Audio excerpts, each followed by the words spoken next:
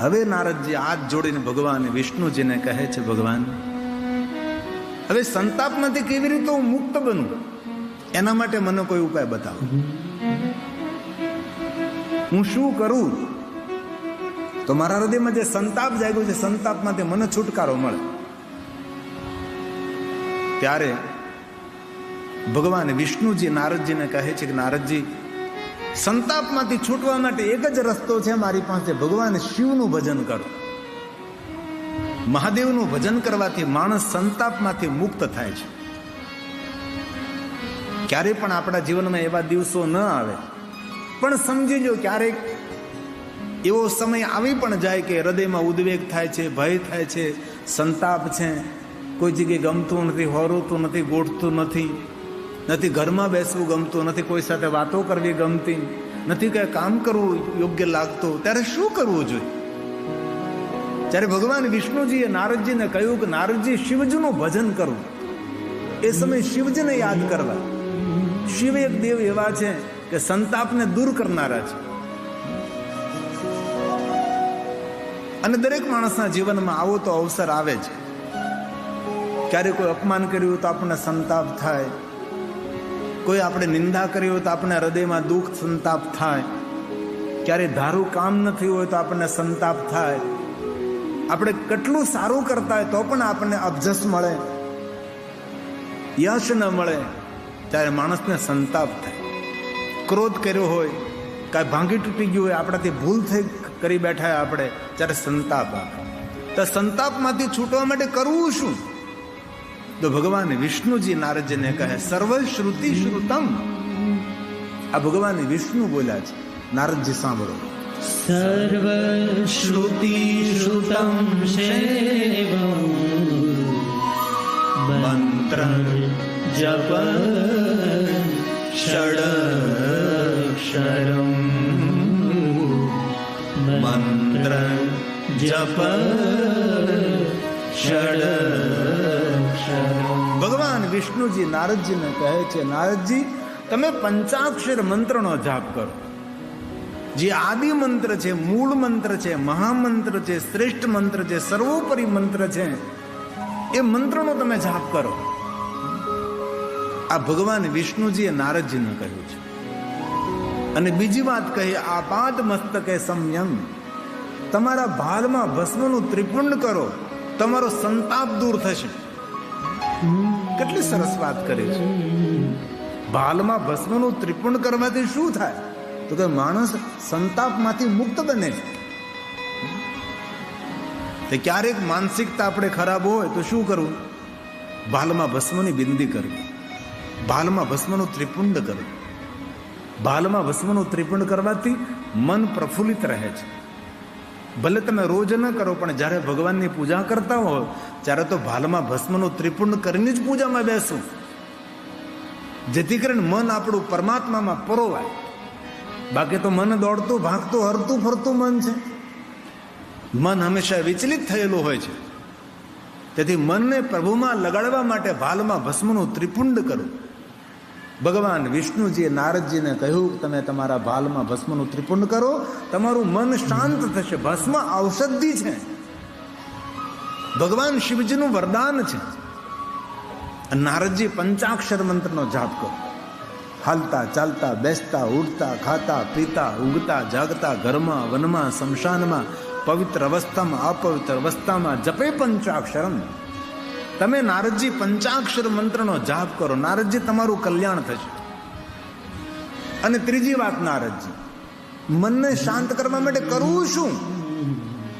હવે ભગવાન વિષ્ણુજી ત્રીજી વાત કહે છે. નારદજી બહુ મહત્વની વાત છે, ધ્યાન દેજો. ભગવાન શ્રી હરિ, ભગવાન શ્રી વિષ્ણુ બોલે છે, હે નારદ, સર્વાંગેષુ પ્રયત્નેન રુદ્રાક્ષા શિવબલ્લવાન. મહાદેવને જે અતિ પ્રિય છે એ રુદ્રાક્ષને ધારણ કરો નારદજી, તમારું મંગલ થશે, તમારું કલ્યાણ થશે. ભગવાન વિષ્ણુજીએ નારદજીને 3 વાતો સંભળાવી. પહેલા શું કહ્યું? ભાલમાં ભસ્મનું ત્રિપુંડ કરો નારદ. બીજું શું કહ્યું? પંચાક્ષર મંત્ર ઓમ નમઃ શિવાય મંત્રનો જાપ કરો નારદ. અને ત્રીજી વાત કહી, નારદજી રુદ્રાક્ષને ધારણ કરો.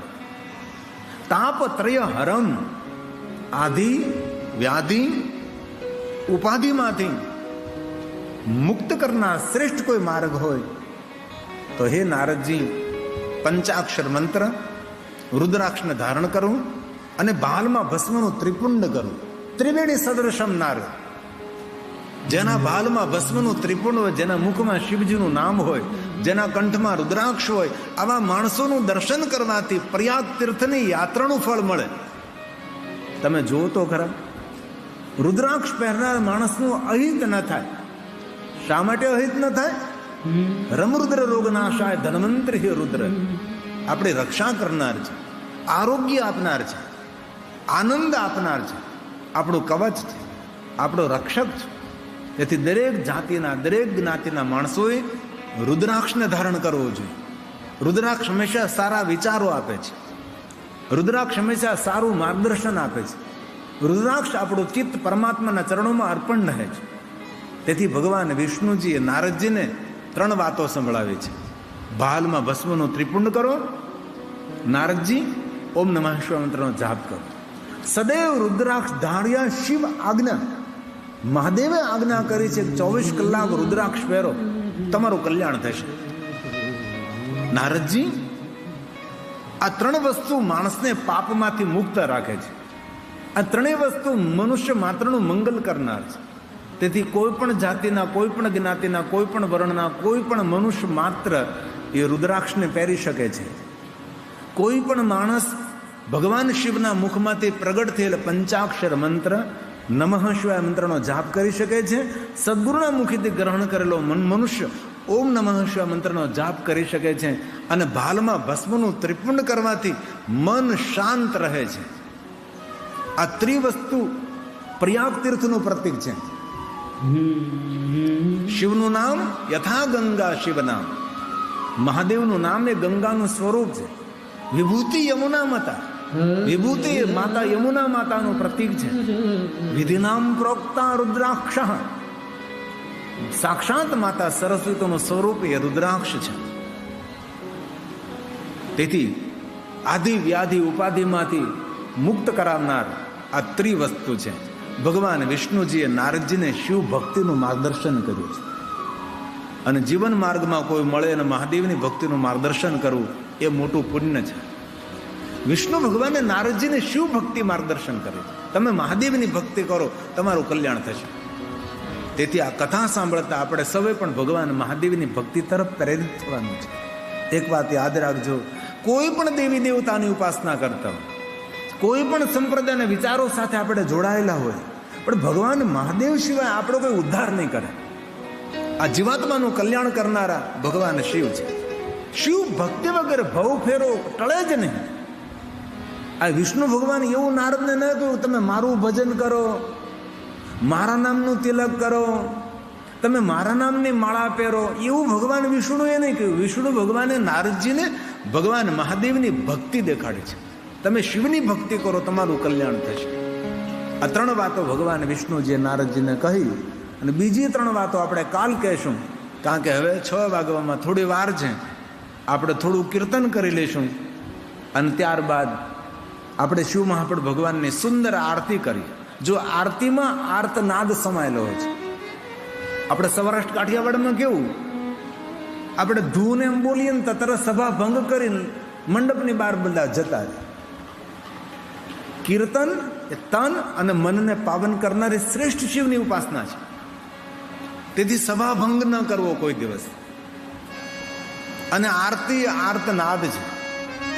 ભગવાનની આરતી કરવાથી આપણા બધા દુઃખો નાશ પામે છે. ભગવાનની આરતી કરવાથી આપણે જીવનમાં સફળ થઈએ છીએ. ભગવાનની આરતી કરવાથી પ્રભુનું હૃદયમાં દર્શન થાય છે. તેથી મારા વડીલોએ ખૂબ શિસ્ત રાખવી. કીર્તન વખતે સભાભંગ ન કરવો. આરતી સમયે સભાભંગ કરી, આરતીનો ત્યાગ કરી મંડપ છોડીને આટા મારવા નહીં જતું રહેવું. કારણ કે આ આરાધન છે, આ ભગવાનની પૂજા છે, આ અનુષ્ઠાન છે, આ ભગવાનનું આરાધન છે, ભગવાનનું દર્શન છે. તેથી કથાની શિસ્ત હોય, કથાની અદબ હોય, કથાના નિયમો હોય છે. તો આઈએ થોડી મિનિટો માટે આપણે ભગવત કીર્તન કરી લઈએ. ત્યાર પછી આપણે ભગવાન શિવ મહાપણ ગ્રંથની આરતી ઉતારીએ. મળો ભોળો રે મહાદેવ.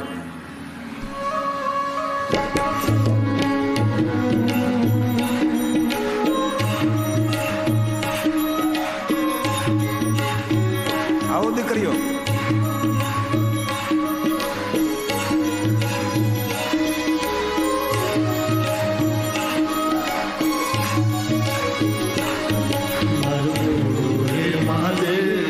મારો પ્યારો હે મહાદેવ, મારો ભોળો હે મહાદેવ, મારો પ્યારો હે મહાદેવ. સબકા તારણહારો, સબકા તારણહારો, જગ કા હે આધાર. મારો ભોળો હે મહાદેવ, મારો પ્યારો હે મહાદેવ, મારો ભોળો હે મહાદેવ, મારો પ્યારો હે મહાદેવ.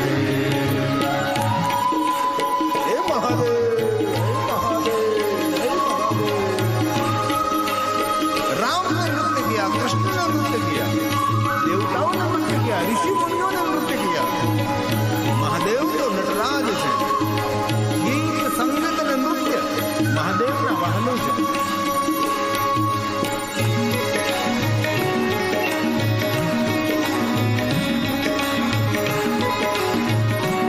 હે મહાદેવ, હે મહાદેવ. જટાશીર્ષ પર ગંગ બિરાજે, ખંડ ભુજંગ ભારી. જટાશીર્ષ પર ગંગ બિરાજે, ખંડ ભુજંગ ભારી. बैठे हैं शिखर कैलाश, बैठे हैं शिखर कैलाश, बीच चंद्र को धारी. मारो भोलो हे महादेव, मारो प्यारो हे महादेव, मारो भोलो हे महादेव, मारो प्यारो हे महादेव. હે મહાદેવ.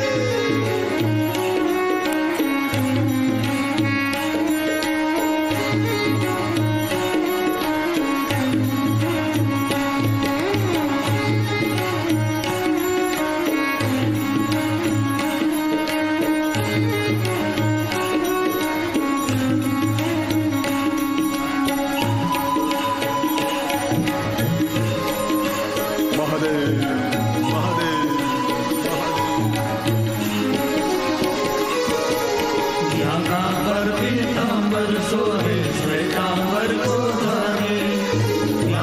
पर पीतांबर सोहे, श्वेतांबर को धारे.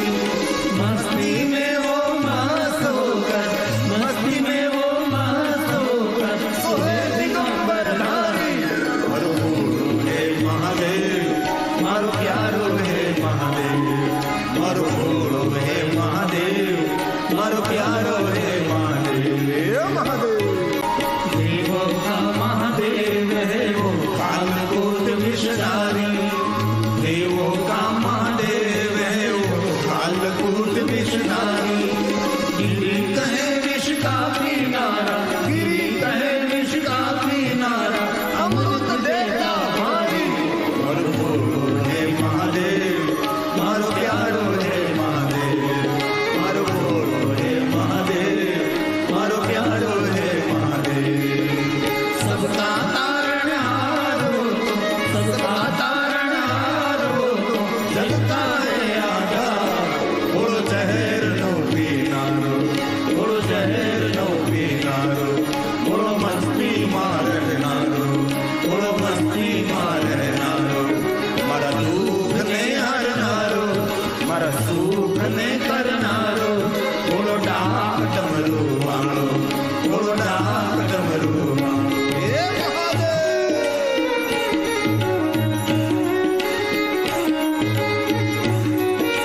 મહાદેવ, મહાદેવ, મહાદેવ. હે મહાદેવ.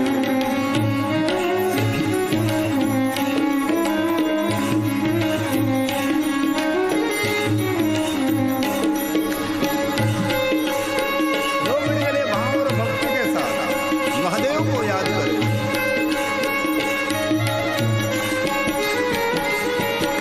शिखर कैलास तू वसनारो, बालचंद्र धरनारो. शिखर कैलास तू वसनारो, बालचंद्र धरनारो. पापी तारण जग उदारण, पापी तारण जग उदारण,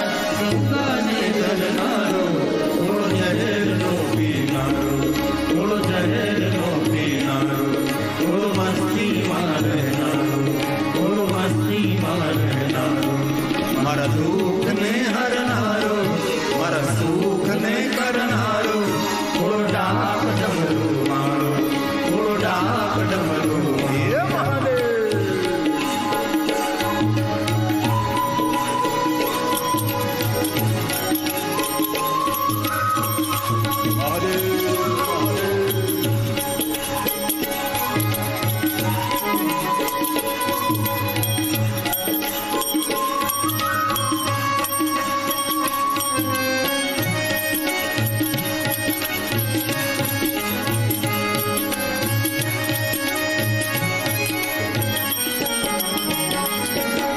શિવ શંકર તું મહાદેવ તો ત્રિશૂલ ને ધરનારો, શિવ શંકર તું મહાદેવ તો ત્રિશૂલ ને ધરનારો, ગજાસુર ને તું હરનારો, ગજાસુર ને તું હરનારો, દિવ્ય સંગ્રમનારો, થોડો ઝેર તો પીનારો, થોડો ઝેર તો પીનારો, થોડો મસ્તી મારનારો, થોડો મસ્તી મારનારો, મારા દુઃખને હરનારો, મારા સુખને કરનારો, થોડો ડાક ડમરું મારો, થોડો ડાક ડમરું હે મહાદેવ.